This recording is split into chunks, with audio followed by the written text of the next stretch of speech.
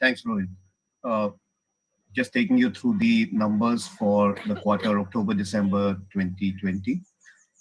At the bank standalone, which we take first, our net interest income for this quarter, we ended with just over 4,000 crores, which is about 16.8% higher than what we did the last year. Our other income, we clocked 1,334 crores this quarter, which is tad lower than last year. But if we split the other income into fees and services, the fees and services at 1,170 crores is a shade over last year and about 11% higher than what we did in the previous quarter. The fees and services largely comprises also of our distribution, mutual fund, insurance, a lot of the other wealth products and whatnot.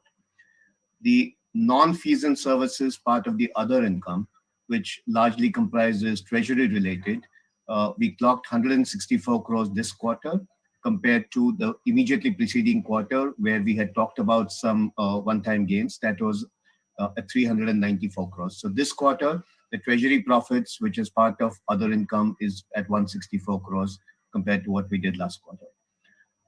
On our overall expenses front, as we had said last quarter, the activity levels have picked up, and we've therefore seen expenses coming back on promotional areas, whether it is credit card related, whether it is advertisement related, as well as we've stepped up our loan book on brokerage as well as on collections.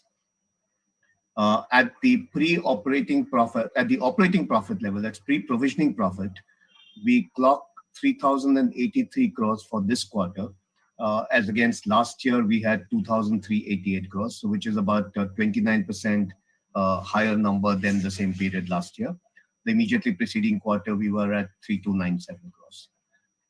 Now, when it comes to provisioning, it is, as you're aware, the Supreme Court had passed interim order that banks and NBFCs will not declare new accounts as NPAs from 1st of September.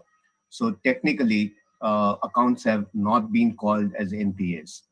However, what we have done is any account or any borrower, even if one of his accounts was a 90-day plus overdue as of 31st of December, we have considered that to be a problem account and made full provision of what we would have otherwise done for such account. Not only have we made the provision at the level of for NPAs, but for these accounts, if there is any interest which has been not collected right from the time he's not paid, the entire interest for the period has also been taken as a provision item. So as a result, you would find that the total provisions has gone up, and we have a total provision line of 641 crores on account of advances, which includes a large part, almost all of it, as coming in from the Supreme Court related NPAs, which is the pro forma NPAs.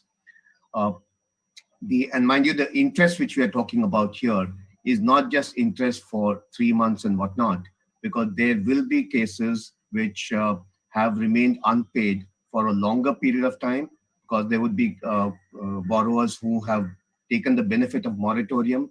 So during the moratorium period, there was a full standstill on the count of days. And when the 90-day cross happened, we have kind of made a provision for the entire interest for the whole period since he stopped paying. So that's a decent number when it comes to the provision item. So at the pre-tax level, therefore, we end up with a pre-tax profit in the bank of 2,484 crores, which is 27% higher than the 1,944 crores which we had declared in Q3 last year. Last year, we had talked about the fact that in that Q3, we had got some favorable tax orders, as a result of which the tax provision was lower. But if I adjust for that, we end this quarter with a post-tax profit of 1,854 crores.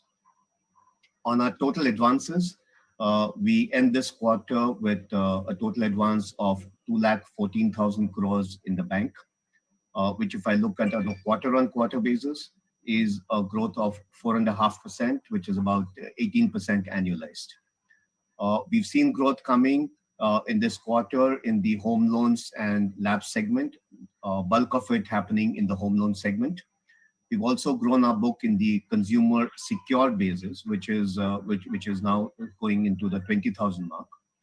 Uh, we've also grown areas like tractors, which has seen a quarter growth of over 9%, and a YOY growth continues.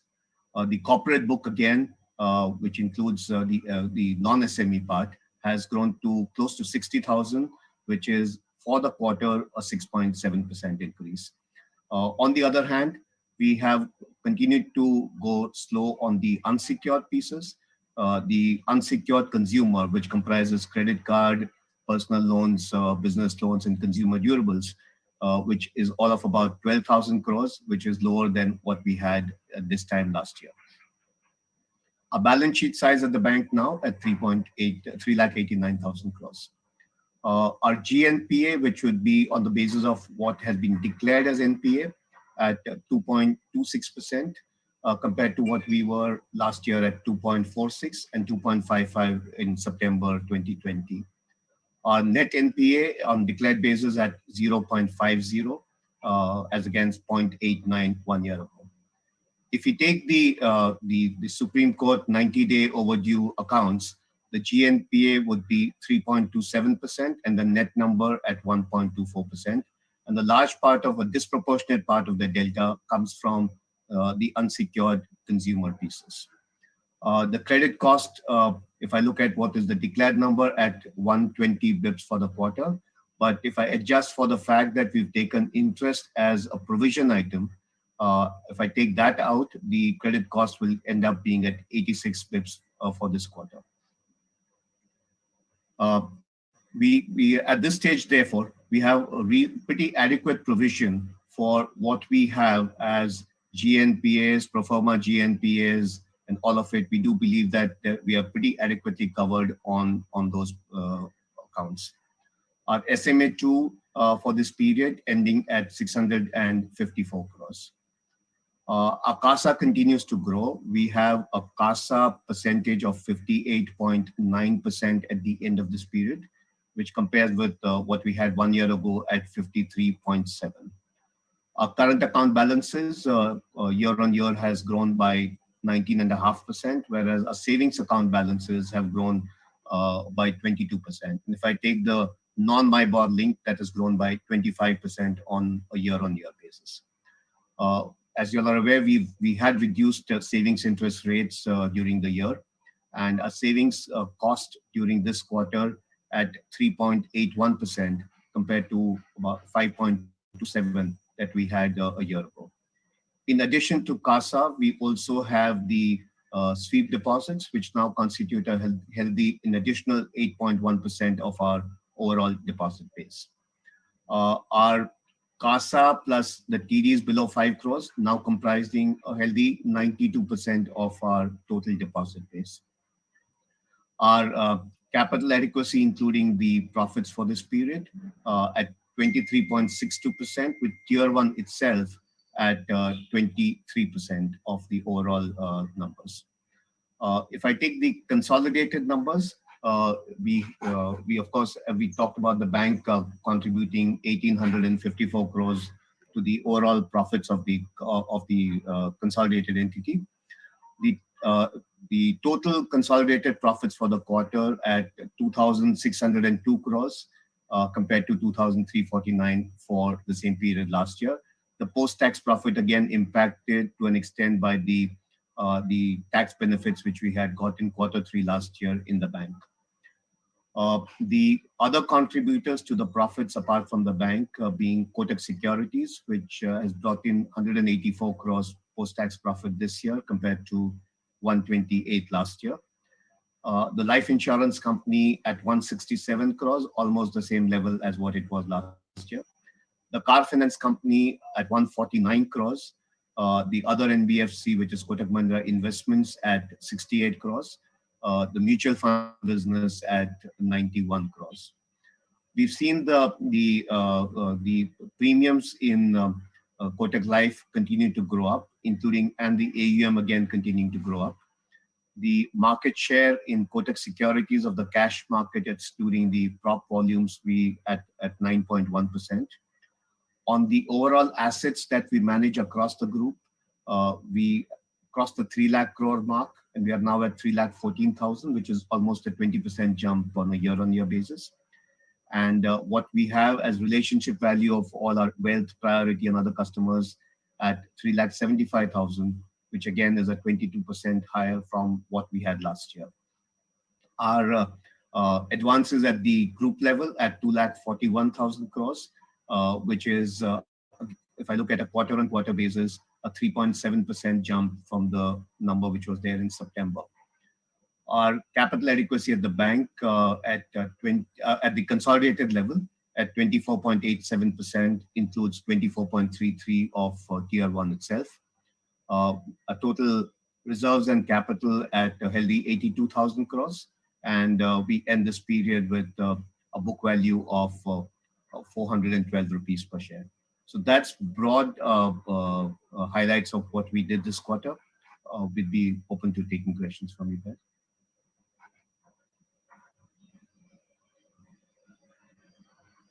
Friends, we'll maintain a protocol of 2 questions per first round, so that everybody gets a chance. I'm waiting for people to raise hands, so we can, or there's a small icon. Vishwanath Nair has raised the hand first. So Vishwanath, your 2 questions first, please.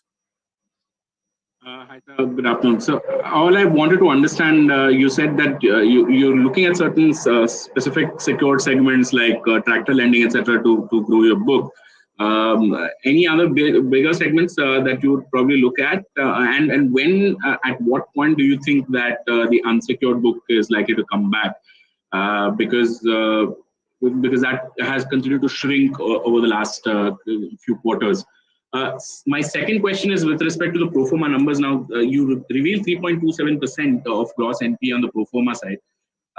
What is the recovery expectation there? I mean, you said that you made additional provisions against these accounts. Are we to expect that it's probably going to be a long haul before these accounts come back to normalcy? So if I take 2 questions, the first one being on the where we've seen growth. If you looked at it sometime in this quarter or just before that, we had given a thrust on our home loan businesses, and we've seen a big growth coming in the home loan segment. That in this quarter, if you look at the mortgage business, has grown by almost 2,000 crores, and bulk of it has come in from the home loan activity. So that's another big area of the consumer, the secured consumer, which we would continue to grow. The unsecured piece, well, even before the pandemic started in March, we had actually slowed down the growth on both the credit cards and the unsecured retail, and we've continued to do that. And I think we'll wait for signals to start seeing that growth coming back. On the other hand, as I mentioned, yes, while we have the GNPA at 3.27, if I look at the overall number of GNPA and look at our overall provisions, we are pretty much covered on that on the GNPA line itself. And our current belief is that we have pretty much adequate provision on what we see as coming in from these assets. No, of course, the provisions I'm not questioning. I'm trying to get a sense of the recovery potential as far as these accounts are concerned. So you'll see you're seeing recoveries happening, but it is still slower on these accounts. And even if you look overall, the unsecured pieces are showing some signs of taking time to come back. And when we say that they've gone into a 90-day plus, it does take effort to get back them. But I think we're getting some movements coming in, but it's still trickling in. All right, thank you. Thank you. Saloni, you are next, please.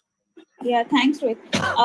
Good afternoon, sirs. I just wanted to get a sense on where, here onwards, as the bank is looking at the economy in per se and growing the business, because your bank was in fact the first ones to take the conservative approach way back in second to third quarter of last fiscal year itself.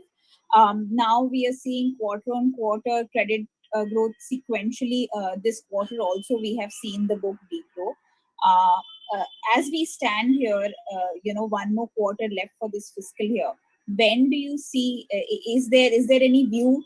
Midterm view as to when will you be able to shed this conservatism that you continue to have? Actually, if you look at quarter on quarter, the advances book has grown, and we've grown.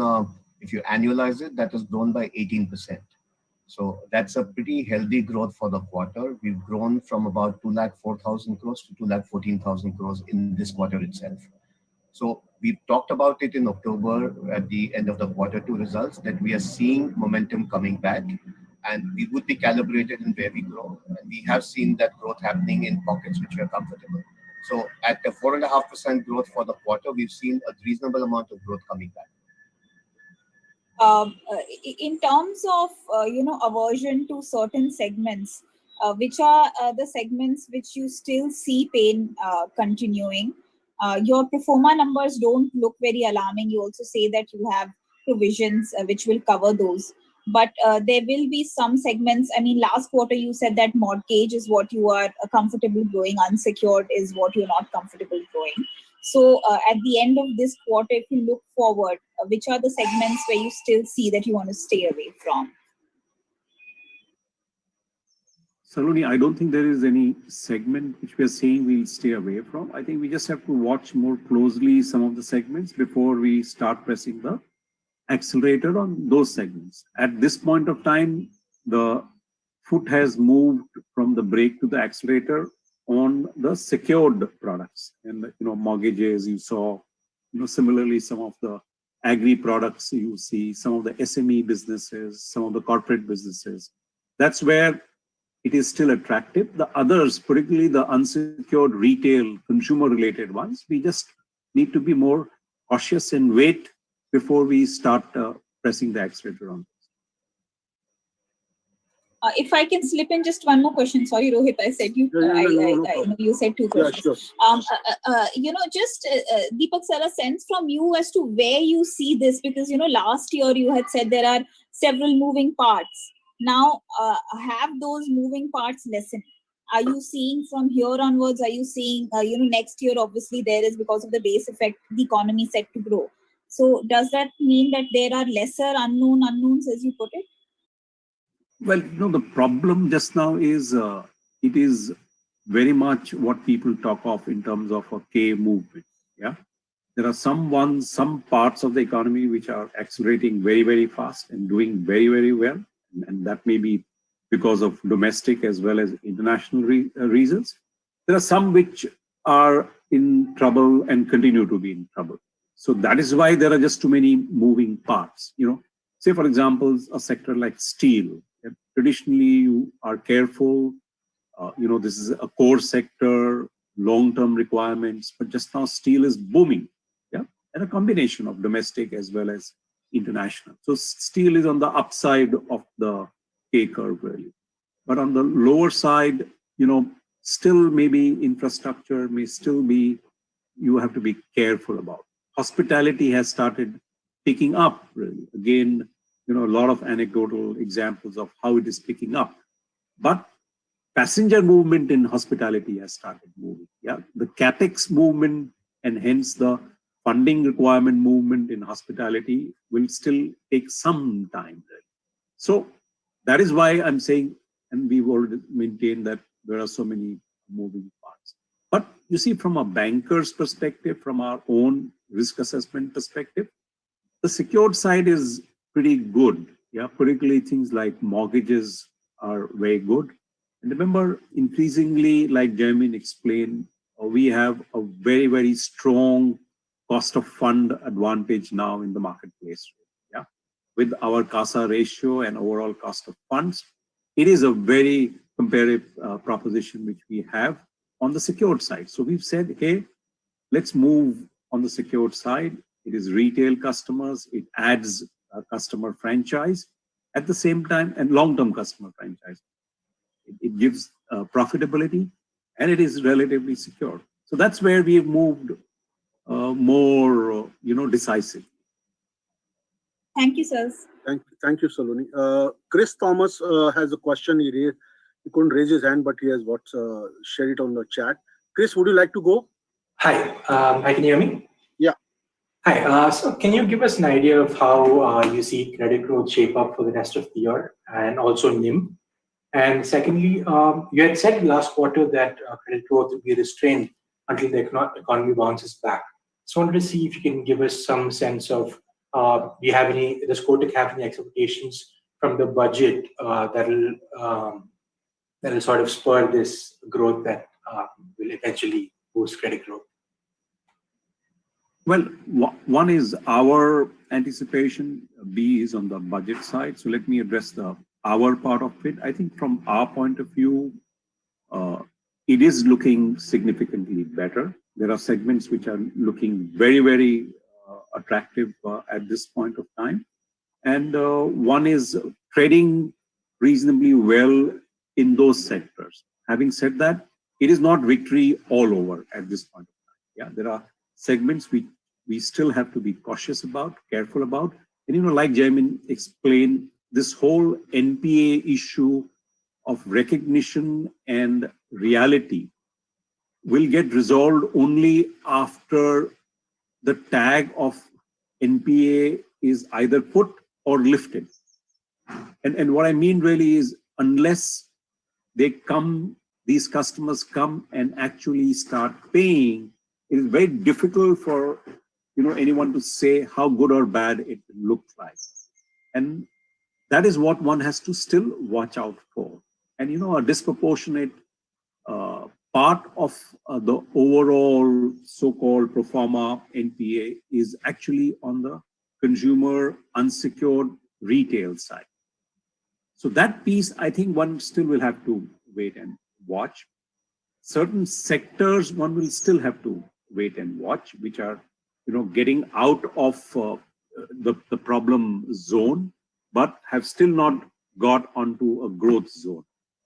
And there are some sectors which have done extremely well and continue to do very well, and some organizations within those sectors which again have done very well.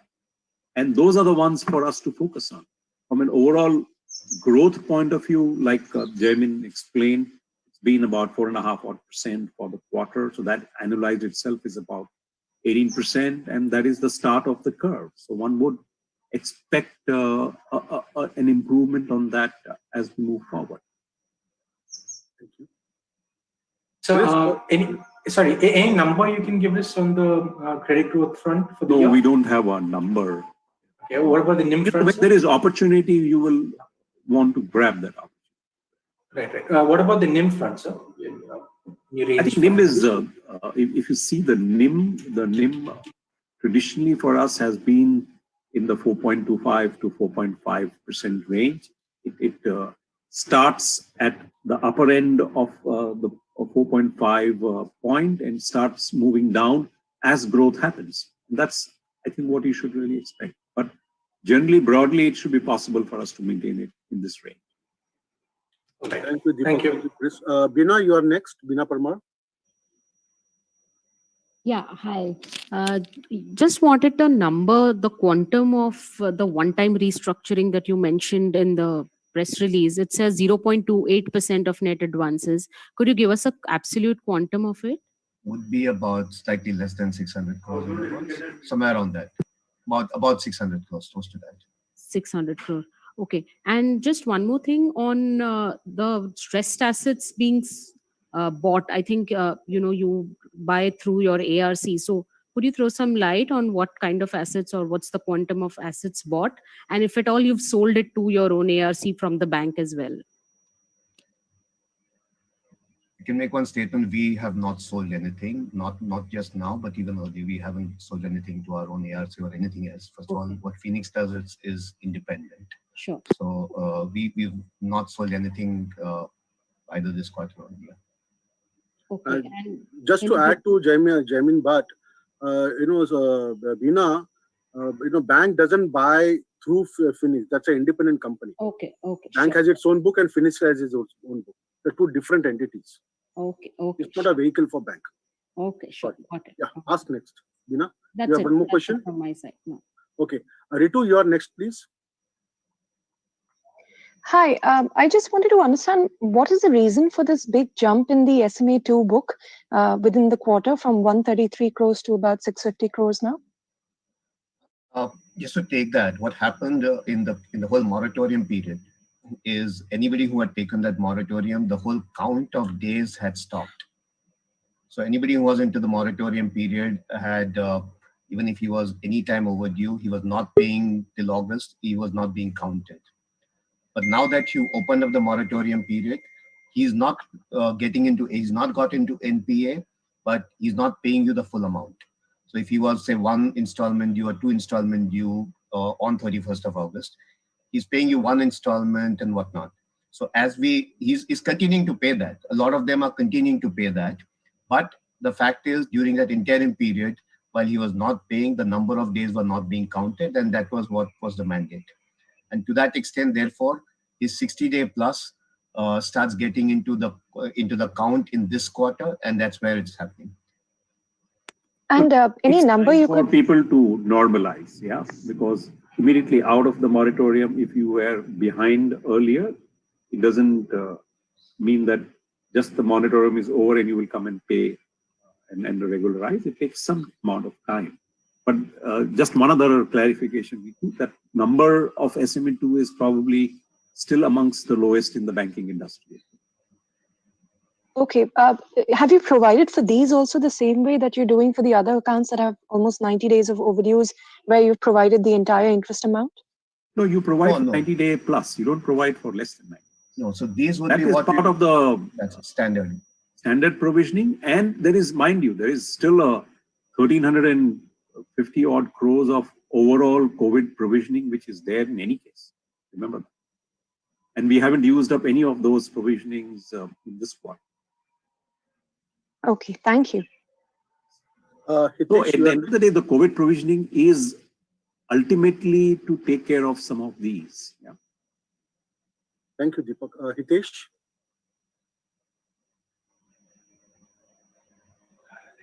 Hitesh is not. Anybody else would like to ask some question? I don't see any hand.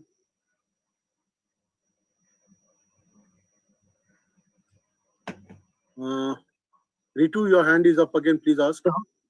Sorry, I just wanted to check, keeping all of this in mind, the restructured book is very small, but the SMA2 numbers and the ones with more than 90 days of overdue, any credit cost guidance you could give us? The credit cost, like Jaimin explained, is just now on a pro forma basis looking at around 1.2. But if you exclude, the credit cost is about 0.85, 0.86, which is, last year we were at about 0.8-ish. So it's ballpark around the same figure. No, for the entire fiscal year, including the last quarter that is to come.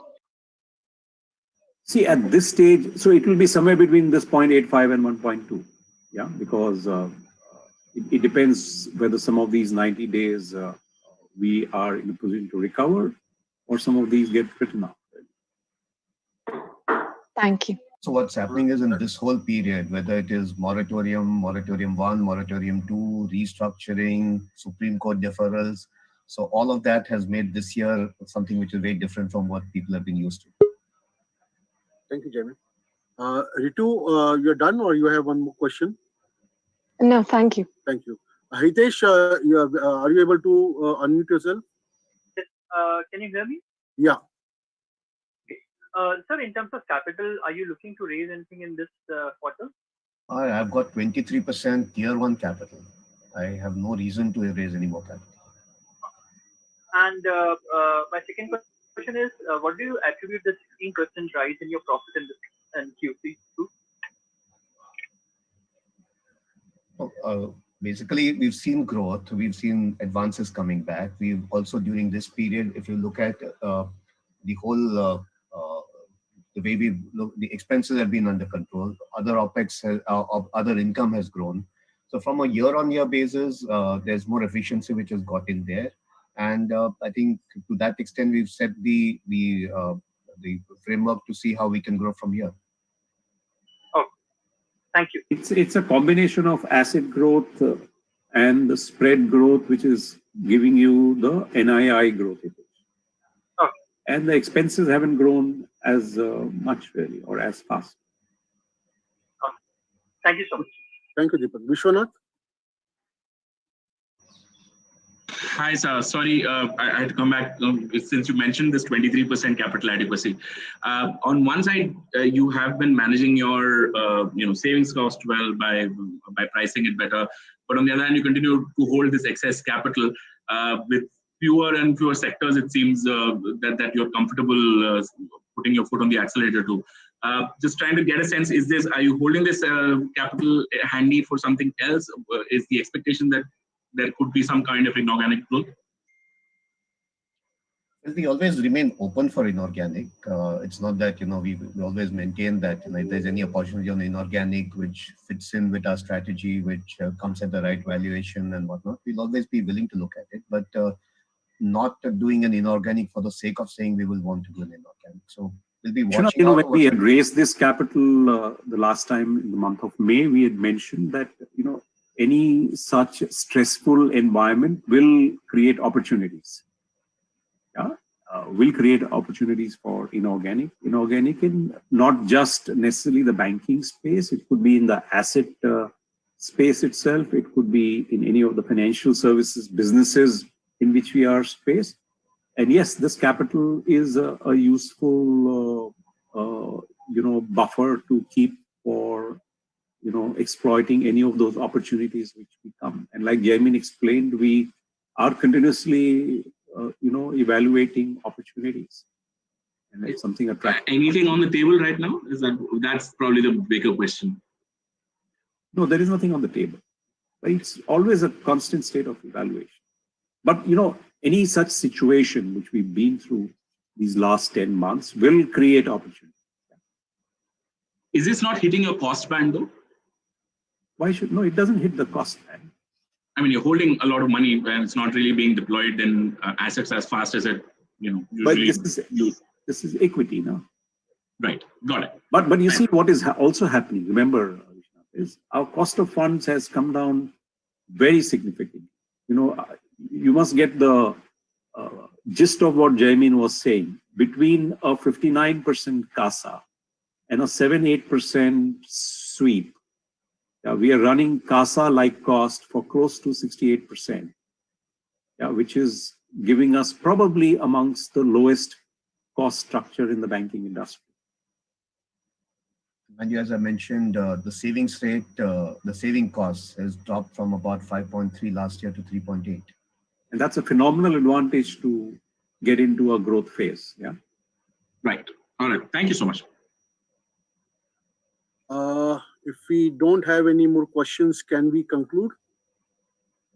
Friends? That's about it. I don't think, people have questions. Thank you, friends, for joining. Again, apologies for a late start. Stay safe. Take care. Thank you, everyone. Jaimin, please, Thank you. thank you so much. Thank you. Thank you. Please give anything.